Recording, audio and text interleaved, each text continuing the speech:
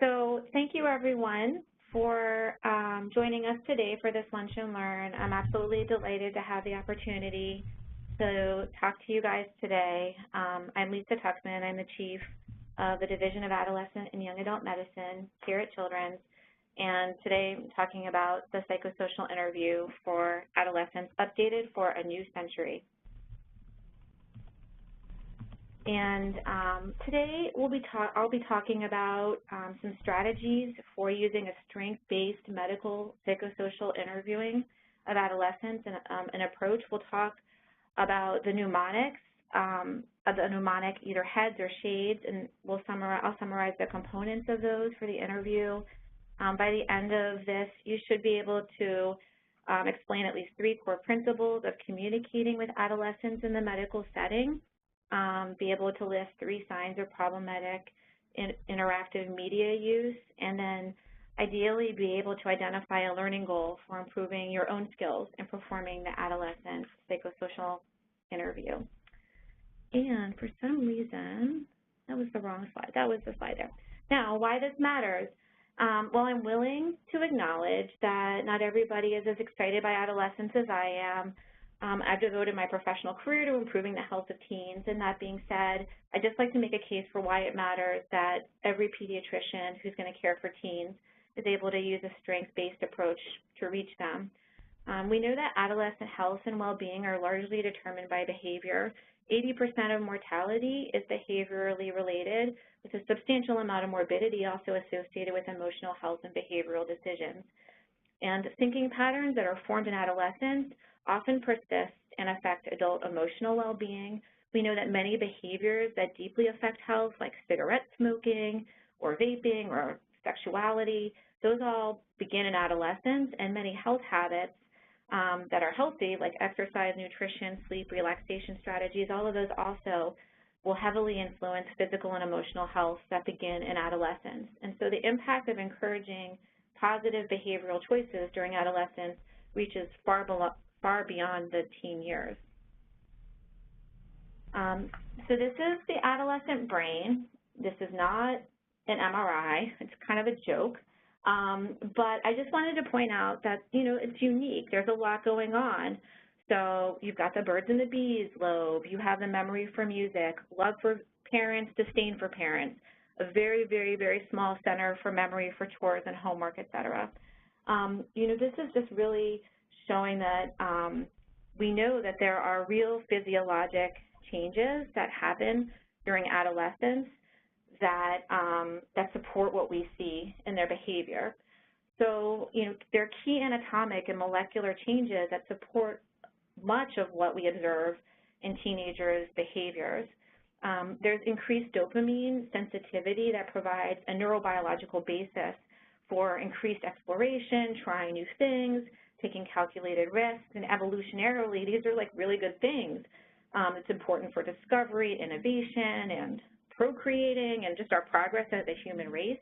And thinking about brain development, you know, I don't like to think of it as an impairment or something that's broken or incomplete, but it's really a developmental process, and it highlights why things like environment and nutrition and sleep and avoiding toxic substances and safe schools and stress all have really long-term implications for adult brains. And we know that as the prefrontal cortex is developing and myelinating increases throughout adolescence, during young adulthood, teens are better at planning and delaying gratification and regulation and self-control and reactivity all get a little bit better.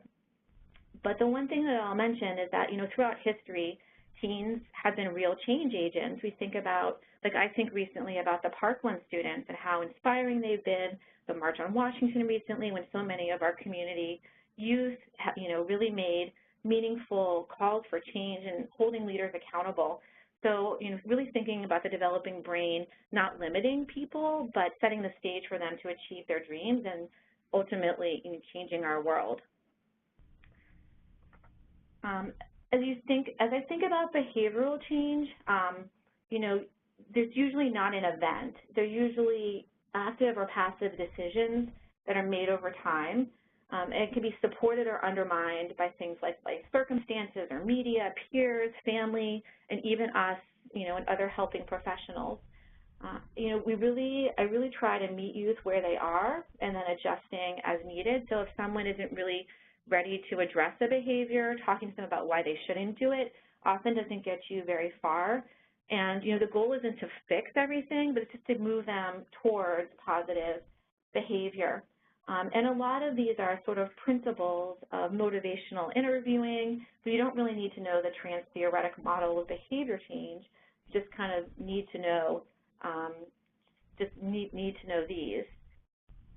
And then thinking about who the expert is in terms of engagement when you have an adolescent sitting across from you in your office.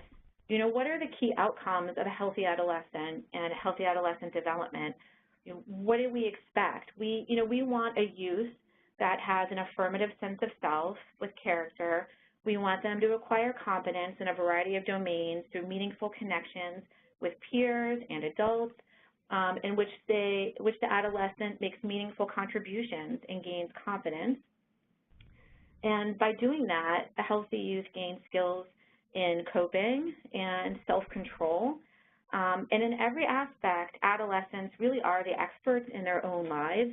I mean, we all were teenagers, but it's really important to remember that they're the ones living their experience, but also in every aspect, adults have a role in providing support and guidance to them. So that's, in framing, acknowledging them as experts in their lives, we use a strength-based approach. So, when we use a strength-based approach with teens, we communicate that we expect them to engage in positive behaviors. Youth are often portrayed in our society as, too often treated like as risk takers, engaging in bad behaviors. And so a strength-based approach not only engages youth in a respectful exchange, it allows us to convey high expectations while addressing risk. So it teaches youth to recognize and capitalize on their strengths. It allows us to make some suggestions to boost strength areas that maybe are lacking or need a little boost or are deficient. It allows us to engage youth in a discussion about needed behavior changes and also to have some structured discussion about behavior change. And the last thing I'll just say about this is that failure is a great teacher. So it has to feel emotionally and physically safe, but ideally, we will put into place boundaries that ensure safety and then allow some freedom for youth to navigate within these boundaries. But giving youth space to mess up and learn can be really, really formative.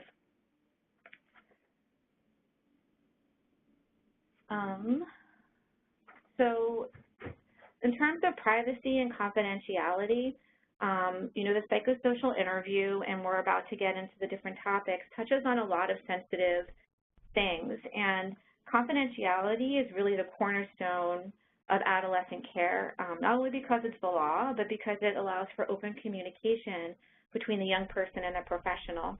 And of course, there are limits to confidentiality, and in general, most laws state if danger is imminent to an individual or someone else, and the professional is obligated to seek immediate intervention. It is something that we all know.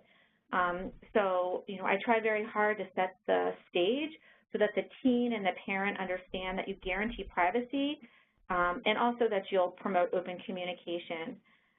So, seeing a patient alone when they become an adolescent, when you've seen them for their first 12 or 13 years with their parent, can be a little bit tough for parents in the professional office. Setting the stage is important, and I will explain how I set the stage as an example. I'm sure all of you have your ways too, but I think it's always good to look at it to make sure you're covering all the big points. Again, setting the stage, you'll discuss limits of privacy that require clear explanations, and that although you guarantee privacy, your goal is to promote open communication with their family. And being not judgmental, which is important with adolescents, doesn't mean that you basically condone every behavior. So it's important to be honest with them about your concerns while keeping the focus on the goal to be keeping them healthy and safe. So this is what I say to set the stage. It's kind of long, but it takes about 20 seconds. So, I say, today we'll have a chance to meet together with you and your parent alone, be together with you and your parent, and then alone, just the two of us.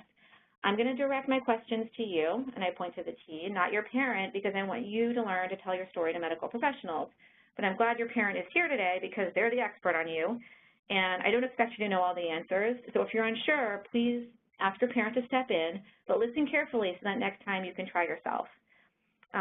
Then you and I will have a chance to meet alone privately, the same way I meet alone with my doctor, and I point to myself, and then I turn to the parent, and the same way your mom meets alone with her doctor, and we do the same thing here. And of course, nothing we discuss will be shared outside the room unless I'm worried about your health or safety, and in that case, we do need to let a grown-up know. And if you ever have a problem and we need to get your grown-ups involved, I will help you and your parents because it's useful if we all work together as a team and have open communication. But you also need to know I'll never go behind your back without you knowing and discussing it with you first. Our number one priority is keeping you healthy and safe. And, my colleagues will say something different. I'm sure you have your own thing, but I think I do believe it's important to kind of like lay it out and be pretty clear and transparent.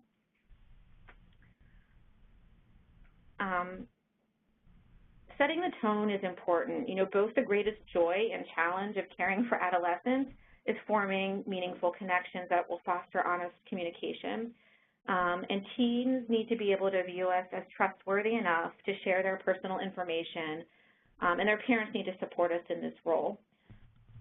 So, it's not reasonable to expect them to share the most intimate personal details of their lives just because we're their doctors.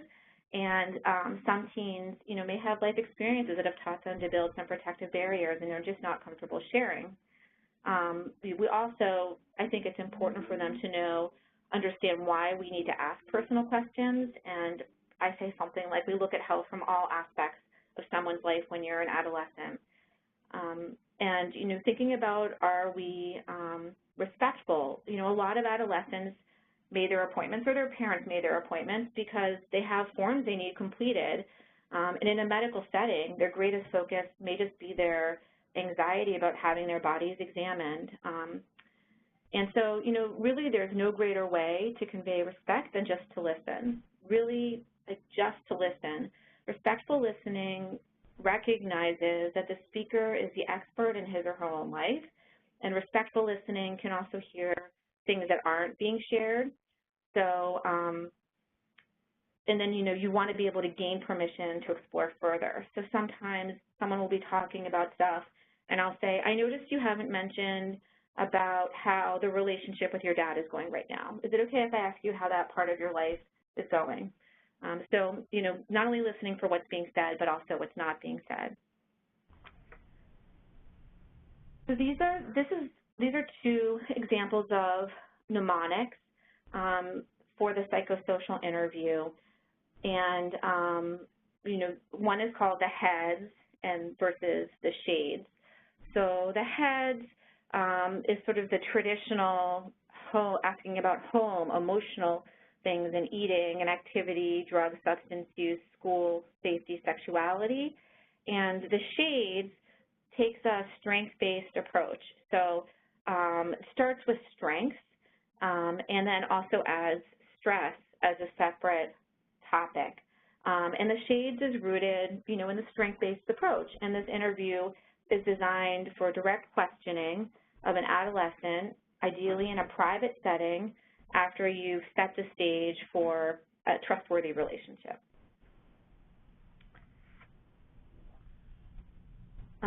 The whole thing, well, I know that we have definitely have time constraints.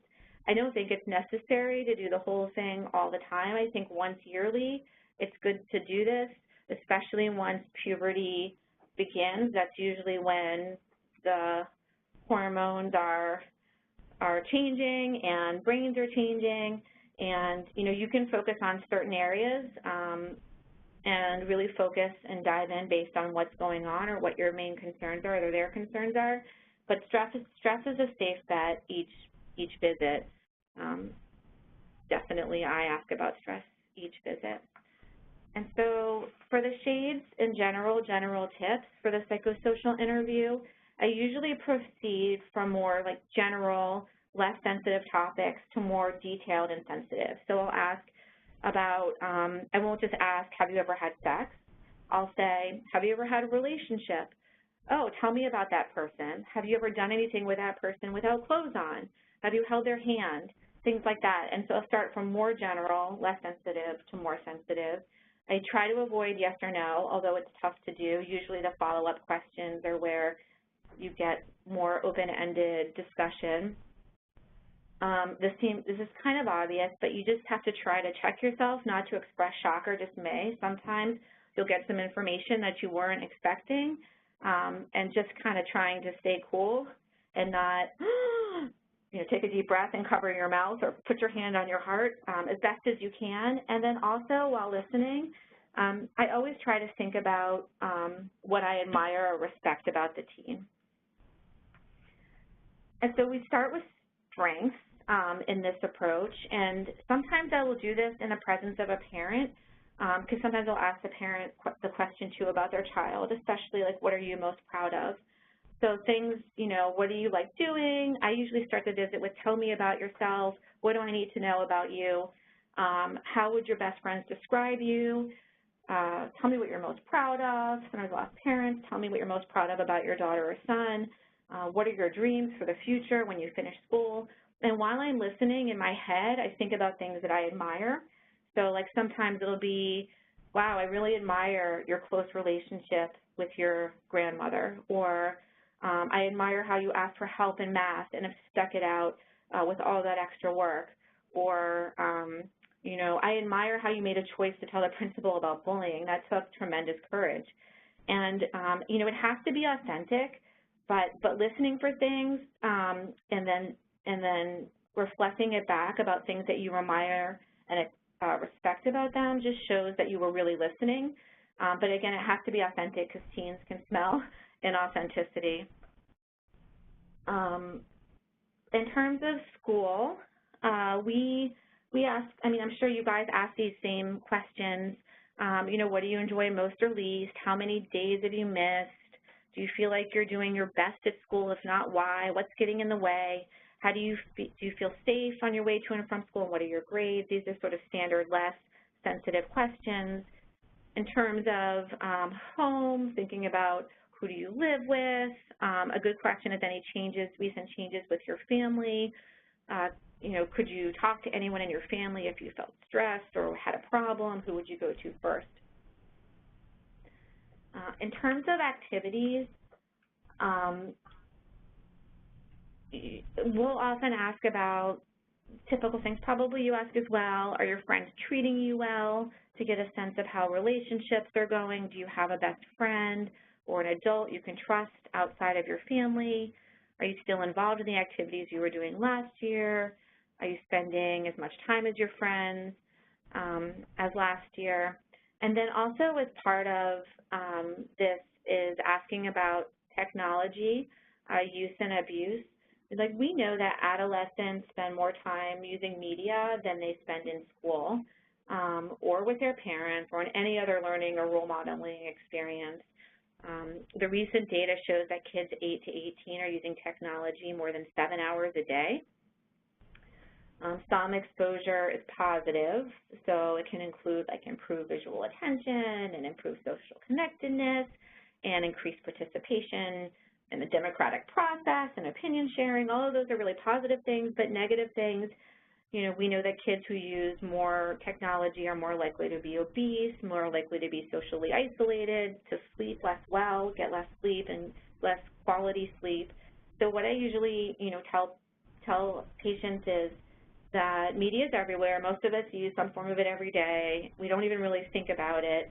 No one knows for sure how much time is okay to spend using media, but it really depends on how, like many things, such as your ability to access the media, the rules your parents have for media, and how much of it you can personally handle without it interfering with your life is the thing to take into consideration.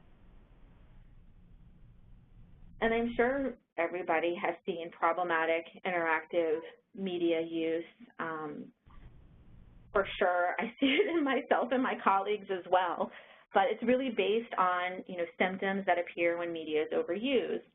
And it can happen when a person spends more time using media and less time on other activities and interacting with people in person. And researchers have found that if you suffer from depression or anxiety or ADHD, that you may be at more risk for developing problems with media use. And it can be any media, so internet, social media, mobile apps, video games, music, TV, movies, all can be overused or used excessively. And we've seen it cause some pretty significant complications in a small proportion of our teens, I would say. The problems include poor school performance, conflicts with friends and then family, and a variety of physical and mental health concerns. We see this problematic interactive media use around video gaming most commonly, social media use. We're seeing more and more pornography and obsessive pornography use. And also, some of our kids are using the internet for information seeking. Sometimes it's sort of without a purpose, and sometimes it is a purpose, and they're looking for answers about something, and they can spend hours and hours researching, looking for answers. Definitely, if you think somebody is having problematic interactive media use, there's questions that you can ask. We ask, do you constantly think about a certain type of media? Do you have to spend more and more time in order to feel satisfied? Have you tried to cut back and found you weren't able to? Do you ever feel moody, irritable, depressed when you have to stop using? How would you use, do you use it for longer than you thought you would? Have you ever had media get in the way of school, friends, family, job? Do you ever lie to your friends or family about how much you're using? Do you use it to escape your problems, et cetera? And it can be tough to know whether someone is really, truly overusing media and technology because it's everywhere. But I think that some kids really do need help and get stuck and can't set boundaries for themselves. So usually we start with setting some limits. Oftentimes parents need to set limits because the youth just can't set a boundary for themselves. Sometimes kids actually need to go to, get some mental health to address the addiction. It often, ends up looking like an addiction, especially if it's interfering with life and being involved in life and success and thriving. So some of the things we'll tell parents to try or kids to try is like set up screen-free zones you can try with your friends, designate screen-free times. Parents often have to do that and say, I need your phone on the charger downstairs by X. Also not sleeping with the phone. There have been a few studies that show that teens who sleep with their phone have less good quality sleep, are more fatigued during school and perform less well academically. So asking them to, taking their phone at night is good, and it's good for us too, not to sleep with our phones, a good reminder. And then also to get enough sleep and fit in exercise is something else that can often help with the balance. Another issue along with the problematic interactive media use is texting and sexting. It's a little bit different because it's not about overuse, but it's about behaviors that can be really destructive and have long-lasting consequences and be devastating to teens. There have been, I'm sure as you guys have heard locally, several instances, especially in local middle schools, where texting and sexting have escalated to actually students being in trouble with the law. Texting and messaging can occur privately between two people. It can involve a group of people, and you can also send not only text the words, but photos and videos. They're easily shared. The common texting messaging apps are Snapchat, WhatsApp, Kik, Facebook, Messenger, Yik Yak, Line, Viber. I mean, there's new ones coming out every day, and there are probably several more that I haven't included here. But I usually ask teens to show me how they use their favorite texting messaging app in the room. I learn a lot, and you kind of get a sense of what's going on and what they're into and how they use it. by them showing you in real time. I also remind them that if anyone, regardless, if it's someone they know in real life or an online friend makes them feel uncomfortable in any way, like by sending inappropriate photos or asking inappropriate questions, they should just end the conversation immediately. And I also just tell them to keep the lines of communication open with parents. Parents should have access to the kids' phones. I don't think it's necessary to micromanage and read everything, but especially for the younger teens, knowing what they're up to, I think is important, especially if there's any concerns at all about behavior, mood, school performance, and just functioning in general.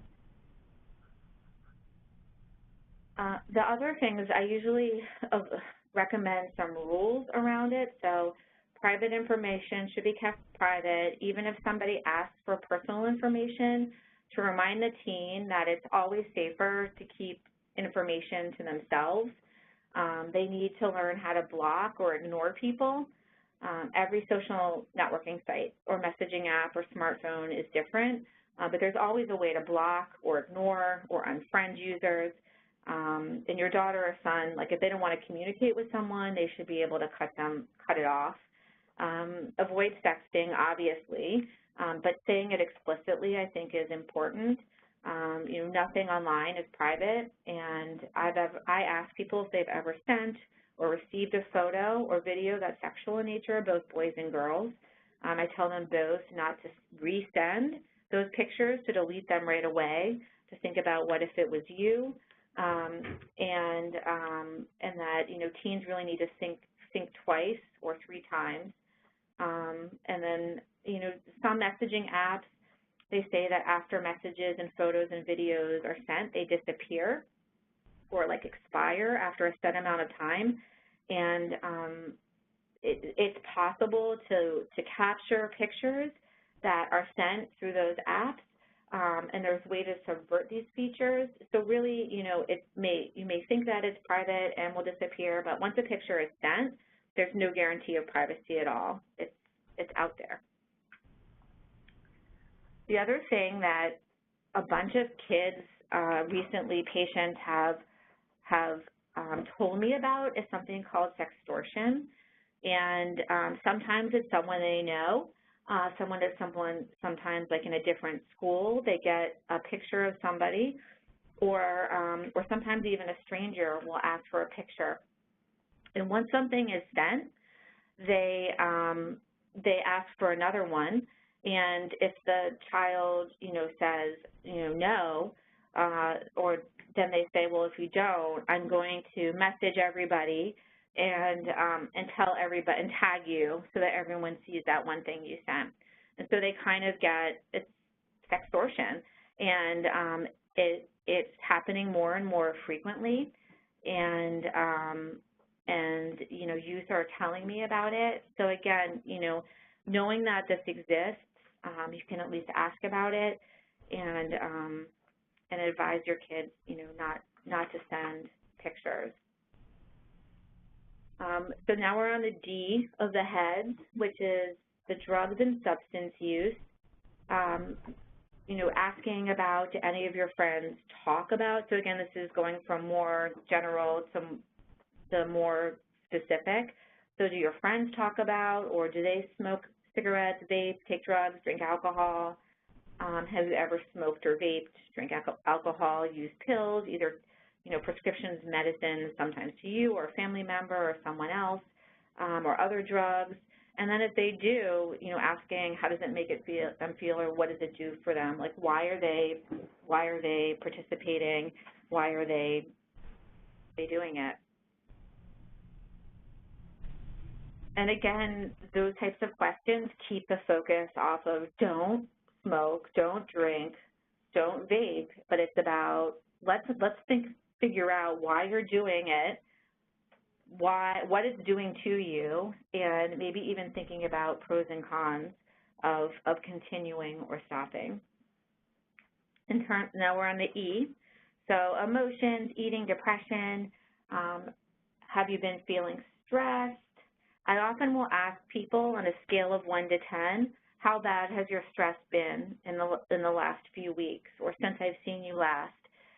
Everyone is going to have, most people have some stress, and just being able to quantify it and track it over time. So we could say, well, last time you said your stress was, you know, a 3, now it's a 7. What changed? What's happening? What's more stressful? And it just gives you a framework in a very concrete way, which is important with adolescents if they're not thinking very abstractly yet, to really get to quantify how stressful they feel their life is currently. And then there's questions about symptoms that are usually seen with depression, like irritability. You know, are people getting on your nerves more than they used to? I often ask about how is your nutrition? Are you skipping meals? You know, in our population in DC, we often ask about food insecurity, and if they're able to keep enough food around.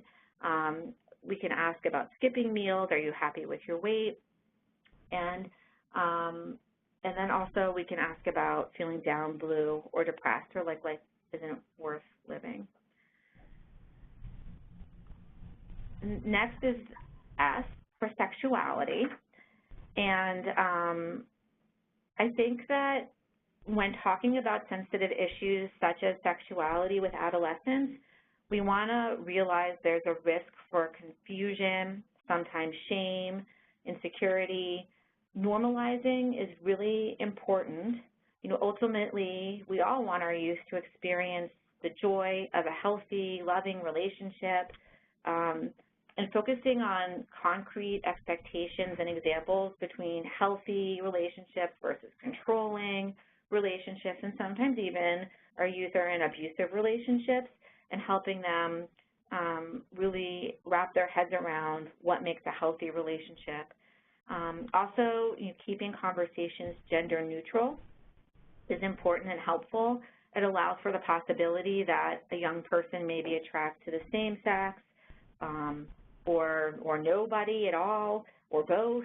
And, you know, most often it isn't important to have anybody disclose that they may be, you know, who they're attracted to until they're ready, but the focus is really on promoting healthy, supportive, safe relationships without focusing on gender of partners. And, you know, always assume the best. Assume that teens care about themselves as much as their parents do. They may not have developed like a mature understanding of what they need and how to protect themselves, but just as with other developmental skills, relationship and intimacy are developmental skills, and it becomes the job of us, the adults in their lives, to support them through the time of learning and skill building until they're ready to take care of their own needs. And these are the questions, some examples of questions that we ask. And, you know, again, starting general, are you attracted to anyone? Yes or no? Yes. Tell me about that person. Have you ever been in a romantic relationship? Have you ever done anything without your clothes on? And then eventually, you know, have you ever had sexual intercourse? Do you know what that is? Would you like me to explain it to you? And if they did have had sex, I always ask, you know, was it your choice? When was that? How did you decide it was the right thing for you? We can ask questions about, like, worrying about being pregnant. Have you ever thought about using birth control? I think using emergency contraception and making sure that boys and girls both know that it's A, available over the counter, and B, how it works is also something that's a good piece of knowledge for them to have in their toolkit for both boys and girls.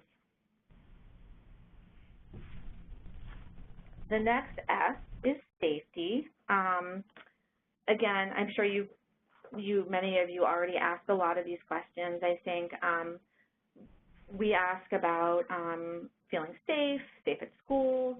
Do you carry or have you ever carried a weapon? Have you ever been bullied? And I'll talk a little bit more about bullying in a moment. What kind of things make you mad enough to fight for people who have problems with fighting? Has anyone ever touched you physically or sexually when you didn't want them to?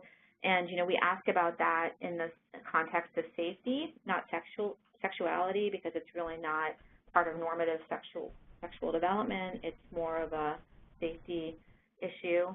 And, you know, if someone is in a relationship, I ask about jealousy, and I also ask if they've ever been in physical fights with their significant other and screening for interpersonal violence. A little bit about bullying, because a lot of, you know, a lot about adolescence is this fundamental question of who am I? And if someone is being degraded and feel hated, it can have these profound implications on well-being and self-esteem. It's incredibly common. Studies have shown that, you know, about a third of youth are either bullies, victims, or both. Oftentimes they're both. We know that if it's not addressed, it can lead to lifelong struggles with identity and self. We know that being bullied is associated with negative coping and significantly more medical problems or complaints. So kids may come with a lot of somatic complaints, and you could ask all the questions in the world about their headache and how long has it been and where does it hurt on your head and what makes it better and what makes it worse. But really what might be going on is that, you know, they're getting bullied, and unless you really go into the psychosocial screening, you may not get to the core issue that's causing that somatic problem. It's associated with poor quality relationships, with loneliness, and, you know, often I will frame it in relation to how stress affects the body if there are some somatic complaints. In general, I mean, it's so common. I'm sure that all of you have dealt with bullying. It's incredibly difficult. It deserves its own talk. It's, you know, its own lunch and learn in and of itself. But I think that, you know, what I do is advise parents to listen to what the teen has to say. Young people are generally more likely to disclose to their friends rather than adults. And, you know, in most cases, parents sometimes will have to report a situation to school officials and sometimes, honestly, even the police. And I have a very low threshold for parents intervening when they feel as though the school is not adequately protecting their child from bullying. And, you know, there's certain information, obviously, you need data, so what was said, what type of technology was used to make the threat, how often has it occurred, and do you know who is responsible? Those are the data that the school officials and police and others will need to know in order to be able to intervene. So the last S is stress. Stress is often a driving force behind risk behavior, but our world is stressful, and it can be really uncomfortable for teens. It makes sense that they reach for coping strategies to lessen those uncomfortable feelings sometimes, especially if they don't have positive coping skills developed yet. And some coping strategies can be positive, things like exercise or writing or going to church or synagogue, spiritual activities, although sometimes negative coping strategies like smoking or drinking, disordered eating, sometimes fighting, they may work better to alleviate stress short term. It's like a quick fix, but in the long term can be really destructive and perpetuate a dangerous cycle of behavior. But stress is, you know, not all bad. It can be positive, like you got to go to the first day of school or take that AP exam, which a lot of our high schoolers are doing now. It produces this physiologic response that promotes motivation, and we're able to deal with challenges. Tolerable stress is usually when, you know, it's more severe and lasts longer. Like we'll often see this for things like somebody who lost a grandparent or a pet, or someone who had a frightening injury, school shooting, things like that, you know, are tolerable but incredibly stressful and last a long time. And each person will respond differently. Sometimes the loss of a grandparent could cause someone to have serious stress response. For some people, it's tolerable. So each person is different. But almost always exposure to toxic stress results in like long-lasting needing long-lasting psychiatric support. But the things to keep in mind is stress is an adaptive tool. It transforms our minds and bodies to be able to react when we need to, and probably our stress response system hasn't evolved as fast as our modern world. in terms of stress reduction, there are some nice tools online that I can share with you. Really tackling the problem is sometimes it takes a while to get there, and you can, work on antidotes for stress while you're working on it, but, things that are good antidotes are like taking care of your body. So it's probably the best thing we can recommend is exercising, sleeping, eating, relaxing. When your body is stressed, it's like saying, run, the tiger, or whatever other life-threatening thing is after you. Exercise is really good at alleviating some of that tension. And active relaxation, it takes effort, but it's effective. And there's lots of mindfulness and meditation, like YouTube videos that are out there, and sometimes I'll recommend that to get started. Other things that release emotional tension, talking to a trusted person, being creative, writing, prayer, meditating, or just having a good cry or a good laugh can also help a lot. The last thing that I just wanted to touch on is somatic complaints.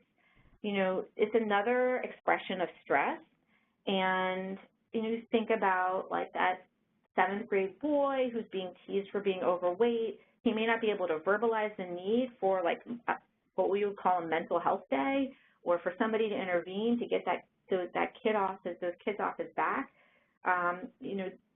His morning nausea that he said he's got a stomach ache may provide a good reason for him to stay home. And the approach to managing those somatic symptoms in a youth is, functioning is really, is that, if they're functioning, just being able to tolerate the symptoms, reassuring them, minimize the teasing if possible, and work on stress reduction. If function is really impaired by these somatic conditions, sometimes you need mental health support. In adolescent medicine, we deal with this somatic conditions really frequently. Sometimes the most severe looks like, or people come with diagnoses of like chronic fatigue or sometimes conversion. But, adolescents who are experiencing these somatic feelings feel uncomfortable. They're often concerned or worried about something is wrong. They're wondering what's happening to me. Are they sick? A lot of times I'll ask, like, what are you most worried about? What do you think your headache, is? What is your biggest worry about your headaches? And sometimes they'll say, I'm worried I have a brain tumor, or I worry, it could be things that are really big that you could just help answer, but sometimes they visit you over and over and over again with the same complaint. I think that it's helpful to explain that sensations are sometimes a signal that one needs to be aware of a stressor, and having a place to express anxiety and emotions and worry is important, because if they're worried about their physical, they may not recognize that their feelings, and they may not have the vocabulary to express their feelings. And then the last thing is, if you don't have time for all of that, a brief psychosocial screen is often adequate. So, you can ask these things in every visit. Teens in an emotional crisis sometimes come with a hidden agenda. They may be searching for somebody, like a responsible adult like you, to ask the right questions and see them and what's going on. Somatic complaints, like I said, can often be driven by stressors, headaches, stomach pain, fatigue, dizziness. Those are the most common ones we'll see, sometimes chest pain. And that's just asking, like, how's school going? How it's been? Would you describe yourself pretty happy or stressed? How's your stress level on a scale of 1 to 10? Time constraints may preclude the complete SHADESS exam, but the rationale for incorporating a brief screen is that, again, the youth in crisis may present with a hidden agenda. If you forget all that, I think, remember this. So as a starting point to effective communication, try to take a positive view of our adolescent patients. If we focus only on negatives, then oftentimes we put up barriers to an effective relationship. And that risk-based approaches, so saying like, don't do this, X is bad, engender shame, and then kids feel ashamed. And if they're ashamed, then they don't really feel like engaging. They feel like they're being judged. And adolescents want to be liked, like we all want to be liked. And they respond better and listen more attentively to health messages given by someone who they feel really genuinely seems to care and respect them. And I'll just leave you with this, the 16-year-old who said, well, you know that grown-ups are always saying, don't do this, don't do that. I could be sitting in my room on a Friday night, not doing drugs, not having sex, not drinking, not driving, not doing anything and being perfectly miserable. You could try to figure out what kids need to say yes to and start talking about that too. So that kind of embodies the whole strength-based approach.